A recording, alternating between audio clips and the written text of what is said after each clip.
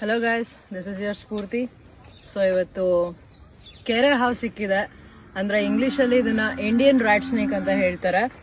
So ಇದ್ರ ಬಗ್ಗೆ ಒಂದೆರಡು ಮೂಢನಂಬಿಕೆಗಳಿದಾವೆ. ಈ ಹಾವಿನ ಬಾಲದಲ್ಲಿ ವಿಷ ಇರುತ್ತೆ ಅಂತ. ಸೊ ಅದನ್ನ ತೋರಿಸ್ತೀನಿ ಇವತ್ತು. ಆ ಥರ ಯಾವುದೇ ರೀತಿ ವಿಷ ಇರಲ್ಲ. ಸೊ ನೀವು ನೋಡ್ತಾ ಇರ್ಬೋದು, ಬಾಲ ಇದು, ಇದರಲ್ಲಿ ಯಾವುದೇ ರೀತಿ ವಿಷ ಇರಲ್ಲ. ಆಮೇಲೆ ಇನ್ನೊಂದು ಹೇಳ್ತಾರೆ, ಈ ಹಾವು ಬಾಲದಲ್ಲಿ ಹೊಡೆಯುತ್ತೆ ಅಂತ. ಒಂದು ಬೇಸಿಕ್ ಕಾಮನ್ ಸೆನ್ಸ್ ಏನಪ್ಪಾ ಅಂದ್ರೆ, ಯಾವುದೇ ಹಾವನ್ನ ನಾವು ಹಿಡಿಬೇಕಾದ್ರೆ ಅದು ಒದ್ದಾಡಿದಾಗ ಬಾಲ ಮೂಮೆಂಟ್ ಆಗೇ ಆಗುತ್ತೆ.